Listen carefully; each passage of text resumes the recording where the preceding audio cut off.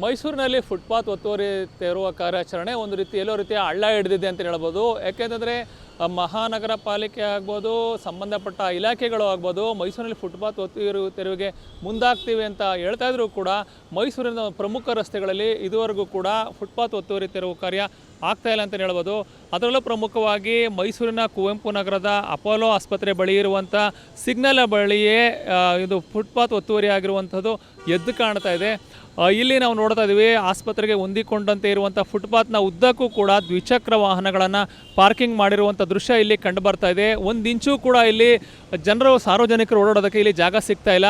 ಇಲ್ಲಿ ಪೊಲೀಸ್ ಇಲಾಖೆ ವತಿಯಿಂದ ಈ ವಾಹನಗಳಿಗೆ ನಿಲುಗಡೆ ಇಲ್ಲ, ನೋ ಪಾರ್ಕಿಂಗ್ ಅಂತ ಬೋರ್ಡನ್ನು ಹಾಕಿದರೂ ಕೂಡ ಆಸ್ಪತ್ರೆಗೆ ಹೊಂದಿಕೊಂಡಂತೆ ಇರುವಂಥ ಫುಟ್ಪಾತ್ನಲ್ಲಿ ಉದ್ದಕ್ಕೂ ಕೂಡ ವಾಹನಗಳನ್ನು, ಅದರಲ್ಲೂ ಪ್ರಮುಖವಾಗಿ ದ್ವಿಚಕ್ರ ವಾಹನಗಳನ್ನು ನಿಲ್ಲಿಸಿರುವ ಒಂದು ಕಾರಣದಿಂದಾಗಿ ಸಾರ್ವಜನಿಕರು ಅನಿವಾರ್ಯವಾಗಿ ರಸ್ತೆಗೆ ಬಂದು ಓಡಾಡುವಂಥ ಪರಿಸ್ಥಿತಿ ಇಲ್ಲಿ ನಿರ್ಮಾಣ ಆಗಿದೆ ಅಂತ ಹೇಳ್ಬೋದು. ಯಾಕೆ ಅಂತಂದರೆ ಇದು ಜನನಿಬಿಡ ಪ್ರದೇಶ, ಒಂದು ವಾಹನಗಳ ದಟ್ಟಣೆಯೂ ಕೂಡ ಇಲ್ಲಿ ಹೆಚ್ಚಾಗಿರುತ್ತೆ. ಇಲ್ಲಿ ಪ್ರಮುಖ ಒಂದು ಖಾಸಗಿ ಆಸ್ಪತ್ರೆ ಇರೋದ್ರ ಜೊತೆಗೇ ಒಂದು ಕೆಲವು ಪ್ರತಿಷ್ಠಿತ ಶಿಕ್ಷಣ ಸಂಸ್ಥೆಗಳು ಇಲ್ಲಿದ್ದಾವೆ.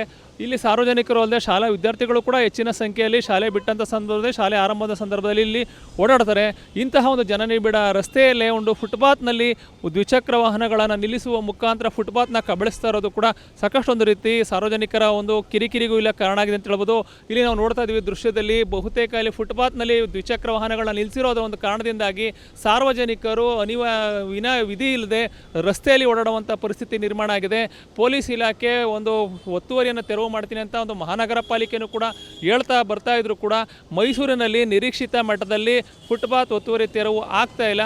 ಇಲ್ಲಿ ಫುಟ್ಪಾತ್ ಒತ್ತುವರಿ ತೆರವು ಅನ್ನೋದಕ್ಕಿಂತ ಇಲ್ಲಿ ಆಕ್ರಮಿಸ್ಕೊಳ್ತಾ ಇದ್ದಾರೆ ಅಂತ ಹೇಳ್ಬೋದು. ಪ್ರತಿನಿತ್ಯವೂ ಕೂಡ ಇಲ್ಲಿ ಈ ರೀತಿ ವಾಹನಗಳನ್ನು ನಿಲ್ಲಿಸೋರ ಒಂದು ಕಾರಣದಿಂದಾಗಿ ನೋಡಿ, ದೃಶ್ಯದಲ್ಲಿ ನಾವು ನೋಡ್ತಾ ಇದ್ದೀವಿ, ಸಾರ್ವಜನಿಕರು, ಮಹಿಳೆಯರು, ವೃದ್ಧರು ಎಲ್ಲರೂ ಕೂಡ ಒಂದು ರಸ್ತೆಯಲ್ಲೇ ಓಡಾಡುವಂಥ ಪರಿಸ್ಥಿತಿ ನಿರ್ಮಾಣ ಆಗಿದೆ. ಯಾಕೆಂದರೆ ಇಲ್ಲಿ ತಿರುವಿನಲ್ಲಿ ವಾಹನಗಳು ತಿರುವಂಥ ಪಡೆದುಕೊಂಡ ಸಂದರ್ಭದಲ್ಲಿ ಅತ್ಯಂತ ವೇಗವಾಗಿ ಬಂದಂಥ ಸಂದರ್ಭದಲ್ಲಿ ಒಂದು ದಾರಿ ಹೋಗೋರು ಅಂದರೆ ರಸ್ತೆಯಲ್ಲಿ ಹೋಗುವಂಥ ಗುದ್ದುವಂಥ ಸಂದರ್ಭ ಕೂಡ ಡಿಕ್ಕಿಯಾಗುವಂಥ ಸಂದರ್ಭ ಇರುತ್ತೆ. ಆ ಒಂದು ಹಿನ್ನೆಲೆಯಲ್ಲಿ ಇನ್ನು ಮುಂದಾದರೂ ಕೂಡ ಸಂಬಂಧಪಟ್ಟ ಇಲಾಖೆಗಳು ಈ ಒಂದು ಫುಟ್ಪಾತ್ನ ಇಲ್ಲಿ ನಿಲ್ಲಿಸ್ತಾ ಇರುವಂಥ ವಾಹನಗಳ ತೆರವಿಗೆ ಮುಂದಾಗುತ್ತಾ ಮುಂದಿನ ದಿನಗಳಲ್ಲಿ ಯಾರೂ ಕೂಡ ಇಲ್ಲಿ ದ್ವಿಚಕ್ರ ವಾಹನಗಳನ್ನು ನಿಲ್ಲಿಸಿದಂತೆ ಕಟ್ಟುನಿಟ್ಟಿನ ಕ್ರಮಗಳನ್ನು ಕೂಡ ಕೈಗೊಳ್ಳುವಂತ ನೋಡಬೇಕಾಗುತ್ತೆ. ಒಟ್ಟಾರೆಯಾಗಿ ಮೈಸೂರಿನಲ್ಲಿ ಫುಟ್ಪಾತ್ ಒತ್ತುವರಿ ತೆರವು ನಡೀತಾ ಇದ್ರೂ ಕೂಡ ಫುಟ್ಪಾತ್ನ ಪ್ರತಿದಿನವೂ ಆಕ್ರಮಿಸಿಕೊಳ್ಳುವಂದರೆ ದ್ವಿಚಕ್ರ ವಾಹನಗಳನ್ನು ನಿಲ್ಲಿಸೋದಕ್ಕೆ ಫುಟ್ಪಾತನ್ನು ಅತಿಕ್ರಮಿಸಿಕೊಳ್ಳುವಂಥ ಒಂದು ಪ್ರಕ್ರಿಯೆ ಇಲ್ಲಿ ಪ್ರತಿನಿತ್ಯ ನಡೀತಾ ಇದ್ರೂ ಕೂಡ ಸಂಬಂಧಪಟ್ಟ ಇಲಾಖೆಗಳು ಸೂಕ್ತ ಒಂದು ಕ್ರಮವನ್ನು ಕೈಗೊಳ್ಳದೆ ಕಣ್ಮುಚ್ಚಿ ಕುಳಿತಿರೋದು ನಿಜಕ್ಕೂ ಕೂಡ ವಿಪರ್ಯಾಸದ ಸಂಗತಿ ಅಂತ ಹೇಳ್ಬೋದು. ಇನ್ನು ಈ ವರದಿ ನೋಡಿದ ಬಳಿಕವಾದರೂ ಸಂಬಂಧಪಟ್ಟ ಇಲಾಖೆಯ ಅಧಿಕಾರಿಗಳು ಈ ರೀತಿ ಪ್ರತಿನಿತ್ಯ ಫುಟ್ಪಾತನ್ನು ಅತಿಕ್ರಮಿಸಿಕೊಳ್ಳುವವರ ಒಂದು ವಾಹನ ಸವಾರರ ವಿರುದ್ಧ ಸೂಕ್ತ ಕ್ರಮ ಕೈಗೊಳ್ಳುತ್ತಾ ಅನ್ನೋದನ್ನು ಕೂಡ ಕಾಯ್ದು ನೋಡಬೇಕಾಗುತ್ತೆ. ಕ್ಯಾಮ್ರಾ ಪರ್ಸನ್ ಅರ್ಜುನ್ ಜೊತೆ ರಂಗಸ್ವಾಮಿ, ಪ್ರತಿನಿಧಿ ನ್ಯೂಸ್, ಮೈಸೂರು.